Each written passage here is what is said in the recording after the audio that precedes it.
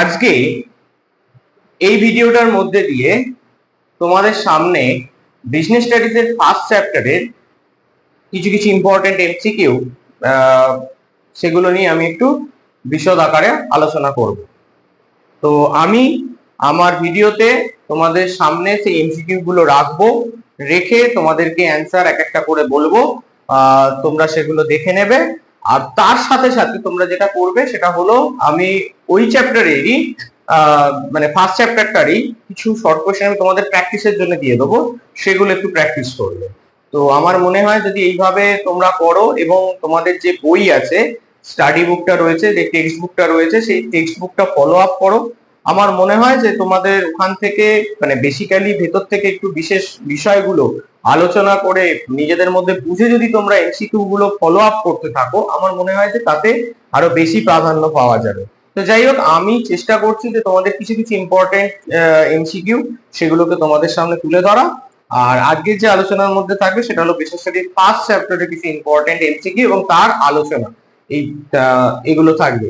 তো চলো আজকে দেখে নেওয়া যাক যে ফার্স্ট চ্যাপ্টার এমসিকিউ, বিজনেস স্টাডিজের থার্ড সেমিস্টারের যে ফার্স্ট চ্যাপ্টার, যে কারবারের মানে সরি কারবার সমীক্ষার ফার্স্ট যে চ্যাপ্টার সেটা হলো ব্যবস্থাপনার প্রকৃতি ও উদ্দেশ্য। এই চ্যাপ্টারটার আজকে আমি এমসিকিউ গুলো আলোচনা করছি। চলো দেখে নাও তোমরা। চলো দেখে নেওয়া যাক যে আজকে বিজনেস স্টাডিজের যে ফার্স্ট চ্যাপ্টার তার এমসিকিউ এবং তার কিছু আলোচনা। যে ফার্স্ট চ্যাপ্টারটা রয়েছে সেটার এগেনস্টে যে আলোচনাটা করব সেটা হলো কি না, ফার্স্ট কোশ্চেনটা যেটা রয়েছে, ব্যবস্থাপনার প্রয়োজন হয় সব ধরনের সংগঠনে, সব আকারের সংগঠনে, সব স্তরের সংগঠনে, তিনটে ক্ষেত্রেই দেখা যায়। তাহলে আমাদের অ্যান্সারটা কী হবে না, আমাদের অ্যান্সারটা হবে উপরে সবকটি ক্ষেত্রে। তার কারণটা কি না, আমরা দেখতে পাই যেখানে ব্যবস্থাপনার যে নীতি সেটা হলো সর্বজনীন নীতি, তাই আমাদের এখানে তিনটেই মনে নয় এবং তিনটেই ঠিক, মানে সর্বজনীন নীতি হিসাবে তিনটেই জায়গাটা ঠিক। সেকেন্ড যেটা হয়েছে সেটা হলো কি না, ব্যবস্থাপনা হলো মানবদেহে ড্যাশের মতো।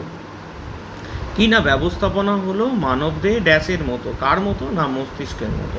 কারণ ব্যবস্থাপনা যেহেতু শীর্ষস্তর থেকে হয়ে আসে, তো আমাদের মানবদেহের শরীরটার শীর্ষে কে আছে, মাথা। তো সেই জন্য আমাদের এখানে অ্যান্সারটা হবে মস্তিষ্ক প্রসূত। থার্ড, পরস্পর শব্দটি কে প্রথম দেন, এটা আমরা জানি যে লুথার গালিক ফার্স্ট প্রয়োগ করেন। তারপর হচ্ছে ব্যবস্থাপনাকে পদ্ধতি বলা হয়, তার কারণটা কি? ব্যবস্থাপনাকে পদ্ধতি বলা হয় তার কারণটা হচ্ছে, এখানে যে পয়েন্টগুলো রয়েছে সেখানে হচ্ছে এটি একটি উৎপাদন পদ্ধতি, এটি একটি সামাজিক পদ্ধতি, এটি একটি অনেকগুলি আন্তঃসম্পর্কযুক্ত কার্য পরস্পর মিলিত একটি প্রক্রিয়া সম্পূর্ণ করে। দেখো, ব্যবস্থাপনা হচ্ছে সত্যিই তাই যে অনেকগুলো কাজকে একসঙ্গে মিলিত করে একটা প্রক্রিয়াকে সম্পূর্ণ করাই হলো ব্যবস্থাপনার কাজ। তাই ব্যবস্থাপনার ক্ষেত্রে দেখবে, তোমরা পড়েছো নিশ্চয়ই, যে সমন্বয় সাধনের কথা, অর্থাৎ প্রত্যেকটি জিনিসকে নিয়ে সমন্বয় করে তার রেজাল্ট আউট করা হলো ম্যানেজমেন্টের কাজ। তো তাহলে এখানে অ্যান্সার হচ্ছে 4-এর দাগে সি। 5 নম্বর যেটা বলেছে, ব্যবস্থাপনার নীতির প্রবর্তক কে? ব্যবস্থাপনার নীতির প্রবর্তক বা যিনি নীতিটা দিয়েছেন তিনি হলেন হেনরি ফেয়ল। এখানে হেনরি ফেয়ল প্রবর্তিত ব্যবস্থাপনার নীতির সংখ্যা কটা আমরা জানি, 14টা। কটি না, 14টি। নিচের কোনটি ব্যবস্থাপনার নীতির বৈশিষ্ট্য নয়? এবার দেখো, একটা জিনিস হচ্ছে একটি সম্পদ, সর্বজনীনতা, অনমনীয়তা, ধারাবাহিকতা। অর্থাৎ এখানে যেটা জিনিসটা আছে কি না, একটি সম্পদ, অবভিয়াসলি ম্যানেজমেন্ট একটি সম্পদ। তো তারপর সেকেন্ড যেটা বলছে সর্বজনীন, যেটা আমি বললাম, ধারাবাহিক, অবশ্যই ধারাবাহিক প্রক্রিয়া। কিন্তু ম্যানেজমেন্ট অ্যাজ এ একটা নমনীয়তা রয়েছে, কারণ ফ্লেক্সিবিলিটি, ব্যবস্থাপনাকে মাঝে মধ্যে চেঞ্জ করার দরকার পড়ে। যে ম্যানেজমেন্ট যদি ঠিক না থাকে সেটাকে অন্যান্যভাবে যদি কিছুভাবে অন্যভাবে করা যায়, যে কোনো জায়গাটা ভুল আছে রেকটিফাই করে সেই জায়গাটাকে বদলানো। তো সেই জন্য এটা অনমনীয় নয়। অনমনীয় মানে হচ্ছে কোনোভাবে পরিবর্তনযোগ্য নয়। ব্যবস্থাপনার নীতি। তো সেই জন্যে এখানে বৈশিষ্ট্য নয় যেহেতু বলেছে, সেটা হচ্ছে অনমনীয়তা। তোমাদের একটা কথা বলে রাখি, তোমরা কোয়েশ্চেন যখন দেখবে তখন একটু ভালো করে বুঝে শুনে দেখে করো, কারণ তোমাদের একটু টেন্ডেন্সি আছে হাফটা পড়বো আর হাফটা পড়বো না। কারণটা কীরকম, ধরো তুমি বুঝে নিচের কোনটি ব্যবস্থাপনার নীতির বৈশিষ্ট্য বলে 9টা তুমি না দেখে তুমি দেখছো যে এখানে তো এগুলো যে আছে এগুলো আছে। কোয়েশ্চেন মানে এই অপশানগুলো তো সবই নীতির বৈশিষ্ট্য, কোনো কেন এটা না। তোমরা কোয়েশ্চেনটা একটু ভালো করে পড়ো, দেখবে নীতির বৈশিষ্ট্য নয়, এরকম অনেক ক্ষেত্রে থাকবে গুরুত্ব নয় বা এরকম। তো এগুলো একটু মিস্টেক হয়ে যায়, তো এগুলো একটু ভেবে চিন্তে তোমাদের করতে হবে। মানে 8 নম্বর যে কোশ্চেনটা রয়েছে, নিচের কোন বিবৃতিটি সত্য নয়। কি বলেছে, নিচের কোন বিবৃতিটি সত্য নয়। কীরকম বলেছে, ফেয়ল প্রবর্তিত ব্যবস্থাপনার নীতিগুলি অনুমান ভিত্তিক।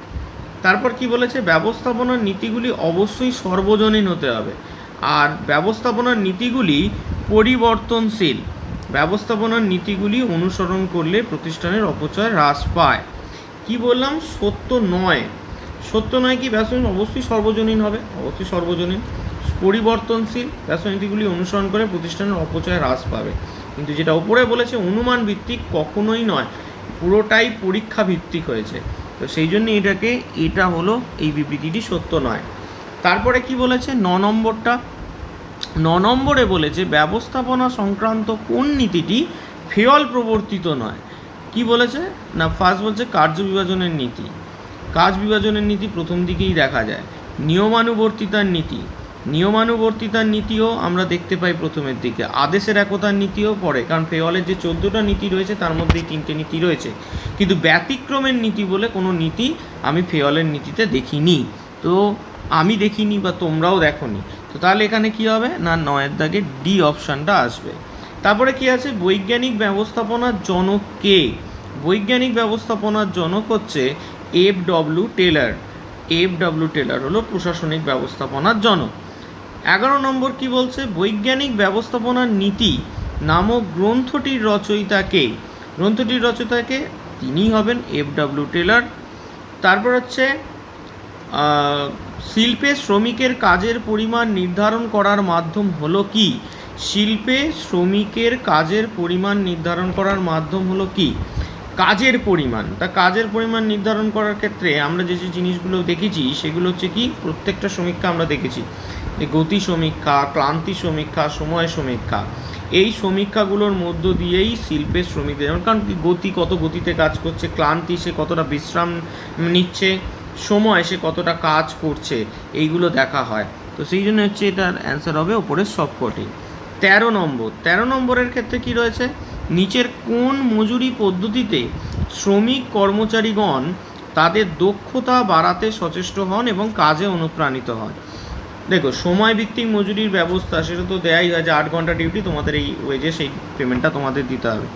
উৎপাদন নির্ভর ব্যবস্থা, ঠিক আছে, সব কিছুই মানলাম, কিন্তু যেখানে ওনারা অনুপ্রাণিত হবেন, যারা শিল্পে কাজ করছেন তাদেরকে আমরা বলি, যখনই যে কোনো কোম্পানির মালিক যখন কাউকে গিয়ে বলে তোমাদের মাইনে আজকে এতটা দেবো, তোমাদের এই এতটুকু কাজ করলে তোমাদের এতটা পরিমাণ মজুরি দেবো, অর্থাৎ কি অনুপ্রেরণামূলক মজুরির ব্যবস্থা, সেইটা হলো এখানের অ্যান্সার, যে তাদের দক্ষতা এবং তাদের অনুপ্রাণিত করবে কাজের ক্ষেত্রে।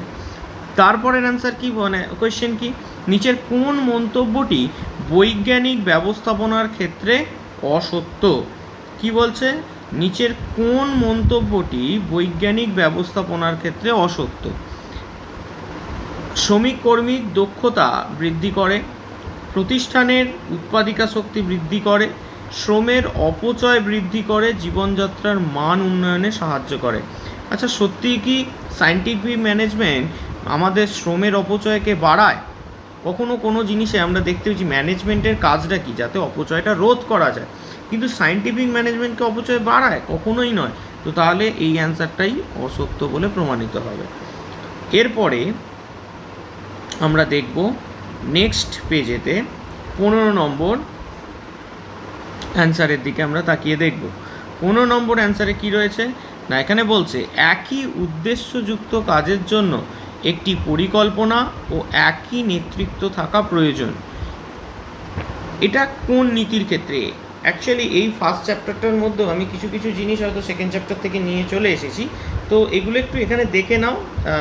তো এই জিনিসগুলো এখানে বুঝে নিতে হবে। তো যাই হোক, যেমন বলছে কি, একই উদ্দেশ্যযুক্ত কাজের জন্য একটি পরিকল্পনা ও একই নেতৃত্ব থাকা প্রয়োজন। এটি হলো ব্যবস্থাপনার আদেশদানের একতা নীতি, না নির্দেশদানের একতা নীতি, না নিয়মানুবর্তিতার নীতি, না কেন্দ্রীকরণ নীতি। একটা প্রথমত বলি, এখানে নিয়মানুবর্তিতা কেন্দ্রীকরণ এখানে কাজে লাগবে না। যে দুটোর মধ্যে আমাদের কনফিউজড হবে সেটা হলো, মানে হলেতে গিয়েও দেখবে এই ধরনের কোনো কোশ্চেনে আদেশদান না নির্দেশদান।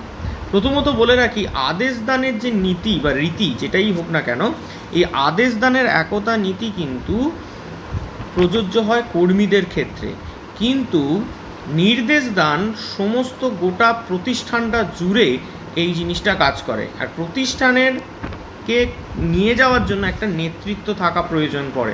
তো সেই জন্যে এখানের অ্যান্সারটা হবে নির্দেশদানের একতা নীতি। তো আমি আবারও বলি, আদেশদান কর্মীদের জন্য, নির্দেশদান সংগঠনের ওপর থেকে নিচে পর্যন্ত সমস্ত ক্ষেত্রে এই জিনিসটা বর্তায়। তো তাহলে আমাদের এখানে 15 নম্বর কোশ্চেনের অ্যান্সার হবে নির্দেশদানের একতা নীতি। 16 নম্বর, ব্যবস্থাপনা নীতিগুলি প্রযোজ্য কী কী ক্ষেত্রে? শুধুমাত্র কারবারি প্রতিষ্ঠানে, শুধুমাত্র অকারবারি প্রতিষ্ঠানে, কারবারি ও অকারবারি উভয় প্রতিষ্ঠানে, কোনোটি নয়। তাহলে আমরা কি বলেছিলাম না, ব্যবস্থাপনার নীতি সর্বজনীন। তাহলে এখানে অ্যান্সারটা কী হবে? কারবার অকারবারি দুটো ক্ষেত্রেই আমরা দেখতে পাবো কি না, দুটো ক্ষেত্রেই আমরা এটাকে পরিলক্ষণ করতে পারবো। তাহলে এখানে অ্যান্সার হবে সি। তো এবার হচ্ছে, সরি আমি এটা একটু ভুল দাগ দিয়ে ফেলেছি, আমি দাগটা ঠিক করে দিচ্ছি। নির্দেশদানের একতা নীতি, আর এখানে কারবারি অকারবারি উভয় ধরনের প্রতিষ্ঠানে। তো চলো এবার 17 নম্বর কোয়েশ্চেনের দিকে আমরা তাকাই। এফডব্লিউ টেলর শিল্পে মুখ্য কর্মী নিয়োগ করতে বলেছেন ক ধরনের? 4 ধরন, 6 ধরন, 8 ধরন, না 5 ধরন? এখানে অ্যান্সারটা হবে 8 ধরনের। শিল্পে মুখ্য কর্মী নিয়োগ করার কথা যেটা বলা হয়েছে সেটা হলো 8 ধরনের। এবার 18 নম্বর, দক্ষতার ভিত্তিতে কর্মী নিয়োগ। কাজের যোগ্যতা অনুযায়ী উপযুক্ত কর্মীকে সঠিক স্থানে নিয়োগ এবং যোগ্যতা অনুযায়ী পারিশ্রমিক প্রদানের নীতিটি হলো ব্যবস্থাপনার কী ধরনের নীতি? দক্ষতার ভিত্তিতে কর্মী নিয়োগ, কাজের যোগ্যতা অনুযায়ী উপযুক্ত কর্মীকে সঠিক স্থানে নিয়োগ এবং যোগ্যতা অনুযায়ী পারিশ্রমিক প্রদানের নীতি হলো ব্যবস্থাপনার কী ধরনের নীতি? ন্যায় ও সমতার নীতি, বিজ্ঞানভিত্তিক শ্রমিক কর্মী নির্বাচন, উদ্দেশ্যের নীতি, নাকি ব্যতিক্রমের নীতি? এর একটা কথা বলি যে দক্ষতার ভিত্তি, তাহলে এটা নিশ্চয়ই সায়েন্টিফিক হবে, কারণ ন্যায় ও সমতার এখানে দরকার নেই। এখানে উপযুক্ত কর্মী, কাজের যোগ্যতা, সমস্ত কিছু বিজ্ঞান ভিত্তিক শ্রমিক কর্মী নির্বাচনেই দেখা হয়ে থাকে। তো এটা গেল। 19 নম্বর কোয়েশ্চেন, ব্যবস্থাপনা হলো একটি কী ধরনের বিষয়? গতিশীল অপরিবর্তনশীল, না গতিশীল অপরিবর্তনশীল উভয়, না ধারাবাহিক প্রক্রিয়া বা গতিশীল প্রক্রিয়া? তাহলে ব্যবস্থাপনা হলো একটি গতিশীল বিষয়। এরপরে আসছি, প্রতিষ্ঠানের উদ্দেশ্য পূরণের হাতিয়ার কোনটি? পরিকল্পনা, সংগঠন, নির্দেশদান, না ব্যবস্থাপনা? না, এখানে যেটা হবে সেটা হলো ম্যানেজমেন্ট। যদি ম্যানেজমেন্টের এগুলো পার্ট, কাজ, প্ল্যানিং, অর্গানাইজিং, ডাইরেক্টিং এগুলো, কিন্তু ম্যানেজমেন্টটা যদি ঠিকঠাক থাকে তবেই তো কাজগুলো ঠিকঠাক হবে। তার মানে এখানে যেটা হচ্ছে, প্রতিষ্ঠানের উদ্দেশ্য পূরণের হাতিয়ার হলো ব্যবস্থাপনা। নেক্সট কোয়েশ্চেন যেটা আছে, কৌশলের মাধ্যমে প্রতিষ্ঠানের কর্মীদের কাজ করিয়ে নেওয়াকে কি বলে? কৌশলের মাধ্যমে প্রতিষ্ঠানের কর্মীদের কাজ করিয়ে নেওয়াকে কি বলে? ম্যানেজমেন্টই পারে স্ট্র্যাটেজি ঠিক করে প্রতিষ্ঠানের কর্মীদেরকে কাজ করাতে। তো নেক্সট কোয়েশ্চেন চলে যাই। 22, বৈজ্ঞানিক ব্যবস্থাপনা হলো এমন একটি কলা যার সাহায্যে তুমি তোমার কর্মচারীদের কি করাতে চাও সহজতম উপায়ে তা জানা যায়। এই উক্তিটির প্রবক্তা কে? এই উক্তিটির প্রবক্তা হলো এফডব্লিউ টেলর। একটা কথা বলি, একটু উক্তিগুলো তোমাদের পড়তে হবে, কারণ উক্তি দিয়েও কিন্তু অনেক এমসিকিউ আসতে পারে। সেই উক্তিগুলোও তোমাদের একটু জেনে নিতে হবে। মানে কে কে কী দিয়েছেন, বক্তা দিয়ে এরকম কোয়েশ্চেন দিতে পারে, যেরকম 22, 23 নাম্বারে কোয়েশ্চেনগুলো রয়েছে, তো কোয়েশ্চেন মার্ক নাম্বারে দেখতে পাবে এরকম। তো যাই হোক, দেখা যাক 23 নম্বর কি বলছে। ব্যবস্থাপনা হলো অন্যকে দিয়ে কাজ করিয়ে নেওয়ার কৌশল। এটার প্রবক্তা হলেন লরেন্স এ অ্যাপ্লে। 24, নিচের কোনটি ব্যবস্থাপনার বৈশিষ্ট্য নয়? দেখো, একটা জিনিস হচ্ছে উদ্দেশ্যমুখীনতা, অবশ্যই ধারাবাহিকতা, অবশ্যই সর্বজনীন। তাহলে স্পর্শনীয়, নিশ্চয়ই ম্যানেজমেন্টকে কোনোভাবে কোনো স্পর্শনীয় শক্তি নয়, এটা একটি অস্পর্শনীয় শক্তি, অর্থাৎ আমাদের মস্তিষ্ক প্রসূত। তো এটা হলো ব্যাপার। তো তাহলে এটার অ্যান্সার হলো বৈশিষ্ট্য নয়, হলো স্পর্শনীয় শক্তিটা। তাহলে এরপরে বলছে কি, ব্যবস্থাপনাকে বলা হয় কলা ও বিজ্ঞানের সংমিশ্রণ, এটা আমরা সবাই জানি। তো আচ্ছা, এর পিছনে একটুখানি জাস্ট বলে দিই কারণটা, ব্যবস্থাপনাকে কেন কলা ও বিজ্ঞানের সংমিশ্রণ। কারণ কি, কলা জিনিসটা হচ্ছে কি না, আমরা কিছু জিনিস পড়ে আমরা শিখি। আর বিজ্ঞান কি, বিজ্ঞান আমাদের জানতে শেখায়, প্রয়োগ করতে শেখায়। কলা আমাদের কি করে না, সেটাকে আমাদের জানতে, আর বিজ্ঞান সেটাকে প্রয়োগ করতে শিখিয়ে রাখে। কলা হচ্ছে জানতে এবং বিজ্ঞান। আর ম্যানেজমেন্টটা কি, ম্যানেজমেন্ট আগে আমরা যখন করি তখন প্ল্যানিং করি, সমস্ত কিছু করি, এগুলোকে বিচার্য বিষয় দিয়ে ভাবি, অর্থাৎ বিভিন্ন কলার মধ্যে দিয়ে যায়, এবং যখন প্রয়োগ করছি না, সেটা সায়েন্টিফিকভাবে আমরা প্রয়োগ করছি। তো এই জন্যই আমরা বলে থাকি ব্যবস্থাপনাকে কলা ও বিজ্ঞানের সংমিশ্রণ। তো এবার কি না, নিম্নলিখিত কোনটি ব্যবস্থাপনার সামাজিক উদ্দেশ্য? কি বলেছে না, কর্মসংস্থানের সুযোগ সৃষ্টি, মুনাফা বৃদ্ধি, সুনাম বৃদ্ধি, মূলধনের পরিমিত ব্যবহার। তাহলে এখানে যেটা হচ্ছে কি, ব্যবস্থা সামাজিক উদ্দেশ্য হলো কর্মসংস্থানের সুযোগ সৃষ্টি। কারণ আমরা ম্যানেজমেন্টের ক্ষেত্রে হিউম্যান রিসোর্স কথাটা পাই, মানব সম্পদ, তারা কিন্তু কর্মসংস্থানটা ঘটিয়ে থাকে। তো যাই হোক, তো কর্মসংস্থানের সুযোগ সৃষ্টি হয়। 27 যেটা আছে সেটা হলো পরিবেশ দূষণ রোধ করতে কার্যকর ব্যবস্থা গ্রহণ করা ব্যবস্থাপনার কী ধরনের উদ্দেশ্য? ব্যক্তিগত, প্রাতিষ্ঠানিক, সামাজিক, কোনোটিই নয়। আমাদের কি মনে হয় যে প্রতিষ্ঠান যখন কোনো কিছু ক্ষেত্রে মানে ভালো কাজ করে থাকে, সেটা নিশ্চয়ই সমাজের, এবং পরিবেশ দূষণ রোধ করাটা সমাজের কাজ। তো সেই জন্য এটা হবে আমার সামাজিক উদ্দেশ্য, এটা হবে আমার সামাজিক উদ্দেশ্য। 28 নম্বর কোশ্চেন হচ্ছে কি, ব্যবস্থাপনাকে বিজ্ঞান বলার সপক্ষে গ্রহণযোগ্য যুক্তিটি কি? শৃঙ্খলাবদ্ধ জ্ঞান ভাণ্ডার, ব্যবহারিক জ্ঞানের প্রয়োগ, ব্যক্তিগত দক্ষতা, কোনোটি নয়। তাহলে 28 নম্বর কোশ্চেনের অ্যান্সারটা কী হবে না, শৃঙ্খলাবদ্ধ জ্ঞান ভাণ্ডার। কারণ ব্যবস্থাপনাকে বিজ্ঞান বলার পক্ষে সপক্ষে গ্রহণযোগ্য যেটা চুক্তি হবে সেটা হলো শৃঙ্খলাবদ্ধ জ্ঞান ভাণ্ডার, এটা হলো ব্যাপার। এরপরে যেটা বলছে কি না, এরপরে আমরা যেটা চলে যাব সেটা হলো আমরা নেক্সট পেজে চলে যাব। নেক্সট পেজে কি আছে না, নেক্সট পেজে আছে হচ্ছে, দেখে নেওয়া যাক 29 নম্বর কোশ্চেন। নিচের কোন কাজটি নিম্ন স্তরের ব্যবস্থাপনা নয়? প্রতিষ্ঠানের উদ্দেশ্য নির্ধারণ করা, শীর্ষস্তরের ব্যবস্থাপনা, গৃহীত সিদ্ধান্ত প্রয়োগ করা, কর্মীদের কাজের মধ্যে সমন্বয় সাধন করা, যন্ত্রপাতির উপযুক্ত ব্যবহার করা। কি বলেছে, নিম্ন স্তরের ব্যবস্থাপনা নয়।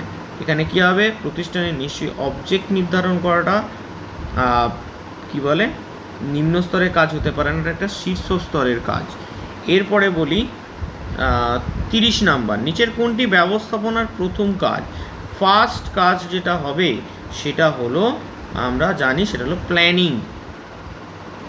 কর্মী ও কাজের মধ্যে সামঞ্জস্যপূর্ণ পারস্পরিক সম্পর্ককেই সংগঠন বলে অভিহিত করেছেন কে? অভিহিত করেছেন না, মিলওয়ার্ড, G.E. মিলওয়ার্ড। ব্যবস্থাপনার যে কাজটির দ্বারা কর্মীদের পথ নির্দেশ দেওয়া হয় সেটি হলো কি বললো, যে কাজটির দ্বারা কর্মীদের পথ নির্দেশ দেওয়া হয় সেটি হচ্ছে কি না, এখানে যেটা হবে সেটা হলো নির্দেশনা। অর্থাৎ আমরা নির্দেশ দেবো, সেই নির্দেশ মেনে তারা কর্মীরা কাজ করবে। তারপর হচ্ছে কি 33 নম্বর কোয়েশ্চেন, নিচের কোন কাজটি ব্যবস্থাপনার সর্বশেষ কাজ বলা হয়? সবশেষে কি থাকে না, ম্যানেজমেন্ট কন্ট্রোল করে সমস্ত কিছু ঠিকঠাক হলো কি না, যদি ঠিক না হয়ে থাকে সেটা কি করতে হবে না করতে হবে, সমস্তটাকে কন্ট্রোল করে থাকে। তাহলে এটা হলো নিয়ন্ত্রণ। এরপরে যেটা রয়েছে সেটা হলো 34 নম্বর কোয়েশ্চেন, প্রতিষ্ঠানের সাধারণ উদ্দেশ্য পূরণের জন্য বিভিন্ন প্রচেষ্টার মধ্যে সংহতি বিধান করাকে কি বলা হয়? কি বলে না, সমন্বয়, সংগঠন, নিয়ন্ত্রণ কোনোটি নয়। প্রতিষ্ঠানের সাধারণ উদ্দেশ্য পূরণের জন্য বিভিন্ন প্রচেষ্টার মধ্যে সংহতি বিধান করাকে কি বলে? কি বলে না, সমন্বয় সাধন করা। সেটা হলো মানে প্রতিষ্ঠা উদ্দেশ্য, বিভিন্ন ক্ষেত্রে বিভিন্ন বিভাগের বিভিন্ন রকম উদ্দেশ্য থাকে, সেগুলো বিভিন্নভাবে প্রচেষ্টার মধ্যে দিয়ে যায় এবং সেগুলোকে একত্রিত করার কাজ কে করে থাকে না, সমন্বয়। এরপরে কি বলেছে, নিচের কোনটি সমন্বয়ের বৈশিষ্ট্যর মধ্যে পড়ে না? যেমন গোষ্ঠীবদ্ধ প্রচেষ্টা, সচেতন প্রচেষ্টা, একক প্রচেষ্টা, ধারাবাহিক প্রচেষ্টা, এইগুলো অপশান দিয়েছে। এখানে একার দ্বারা কোনোভাবে কাজ কিছু করা যায় না, তাই এটা একক প্রচেষ্টার মধ্যে দিয়ে কখনোই সমন্বয় সাধন গড়ে তোলা সম্ভব হয় না। এরপরে কোনটা আসছে, নিচের কোন মন্তব্যটি সমন্বয় সাধনের ক্ষেত্রে প্রযোজ্য নয়? নিচের কোন মন্তব্যটি সমন্বয় সাধনের ক্ষেত্রে প্রযোজ্য নয়? কি বলেছে না, সমন্বয়ের পরিধি সংকীর্ণ, সমন্বয় গড়ে ওঠে প্রথাগত প্রথা বহির্ভূত সম্পর্কের মাধ্যমে, আর হচ্ছে কি সমন্বয় সাধন হলো উদ্দেশ্য প্রণোদিত কাজ, আর সমন্বয় সহযোগিতার উপর নির্ভরশীল। একটা কথা হচ্ছে যে সমন্বয়ের পরিধি যদি সংকীর্ণ হতো তাহলে কিন্তু ছোট্ট জায়গার মধ্যে, কিন্তু ব্যবস্থাপনা যেহেতু একটা হিউজ, গোটা প্রতিষ্ঠানটার ওপর থেকে নিচে অবধি, সেটা সংকীর্ণ হলে হয় না, তার পরিধি ব্যাপক হতে হয়। তো তাই জন্য হচ্ছে এইটা হলো এক্ষেত্রে প্রযোজ্য নয়। এরপরে বলেছে কি, প্রশাসনিক ব্যবস্থাপনা হলো ব্যবস্থাপনার কোন স্তরের ক্ষেত্রে থাকে প্রশাসনটা? কারণ প্রশাসন মানে আমরা যেটা বুঝি সেটা হলো একদম ওপরের স্তরের কাজ, তাই সেটা হলো উচ্চ স্তর। নিচের কোন বিবৃতিটি সঠিক? কার্যকর ব্যবস্থাপনা হলো ব্যবস্থাপনার উচ্চ স্তর, কার্যকর ব্যবস্থাপনা নিম্ন স্তর, মধ্যবর্তী স্তর, আর উচ্চ স্তর ও মধ্যবর্তী স্তরের সমষ্টি। এবার এখানে ব্যাপারটা হচ্ছে কি না, আমরা যখন ওপর থেকে তো উচ্চ স্তর নির্দেশ দেবে, কাজটা কোথায় হবে? কার্যকর ব্যবস্থাপনাটা নিম্ন স্তরের কাজ, তাই এখানে বি অপশানটা হবে। ব্যবস্থাপনা সম্পর্কে নিচের কোন বিবৃতিটি সত্য নয়? এখানে যে জিনিসটা রয়েছে সেটা হলো, ব্যবস্থাপনা একটি সমাজবিজ্ঞান, ব্যবস্থাপনা ব্যক্তিগত সৃজনশীলতার কোনো ভূমিকা নেই, ব্যবস্থাপনা একটি বিশুদ্ধ বিজ্ঞান, বি ও সি উভয়ই। এবার এখানে যে জিনিসটা রয়েছে সেটা হলো তোমার বি আর সি উভয়ই হবে। তার কারণ হচ্ছে কি, ব্যবস্থাপনা ব্যক্তিগত কোনো সৃজনশীলতার কোনো ভূমিকা নেই, আর ব্যবস্থাপনা একটি বিশুদ্ধ বিজ্ঞান নয়। তো সেই জন্যে এখানে যে অ্যান্সারটা হবে সেটা হলো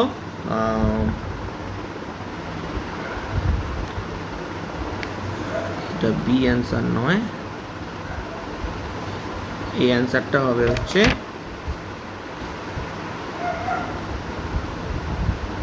টি, বি ও সি। ব্যবস্থাপনার ব্যক্তিগত সৃজনশীলতার কোনো ভূমিকা নেই, আর ব্যবস্থাপনা একটি বিশুদ্ধ বিজ্ঞান হিসাবে পরিচিত নয়। ব্যবস্থাপনা হলো একটি সমাজ বিজ্ঞান বা আচরণগত বিজ্ঞান। তো এবার হচ্ছে কি, হেনরি ফেওলের মতে ব্যবস্থাপনার কাজ কটি? হেনরি ফেওলের মতে ব্যবস্থাপনার কাজ হচ্ছে 5টি। এরপরে কি হচ্ছে, অধ্যাপক মৃত্যুঞ্জয় বন্দ্যোপাধ্যায়ের মতে ব্যবস্থাপনা হলো কি? এই বিজ্ঞান ও কলার সংমিশ্রণটা যিনি বলেছিলেন তিনি হলেন অধ্যাপক মৃত্যুঞ্জয় বন্দ্যোপাধ্যায়।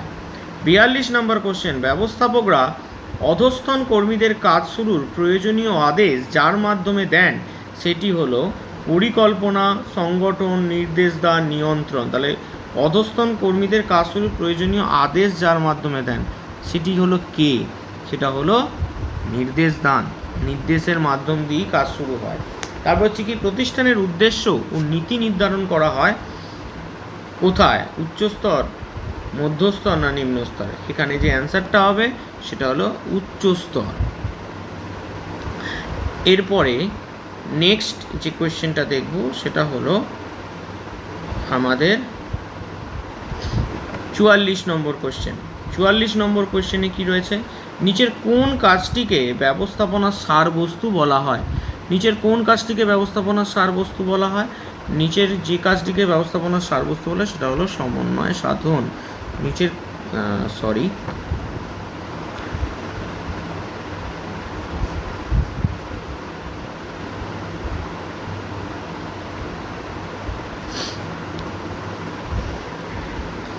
সেটা হলো, যা বলতে যাচ্ছি সেটা হলো সমন্বয় সাধন। পরিস্থিতি সাপেক্ষ মতবাদ সংগঠনের বিষয় সম্পর্কে বিশ্লেষণ করে, ড্যাশ বিষয় সম্পর্কে বিশ্লেষণ করে। এই কোয়েশ্চেনটা তোমাদের আসার চান্স নেই, এই ধরনের কোয়েশ্চেন তোমাদের আসবে না, এটা আমি তাই আলোচনার মধ্যে আনছি না, যেহেতু এটা তোমাদের এর মধ্যে নেই আর কি, তোমাদের চ্যাপ্টারের মধ্যে নেই।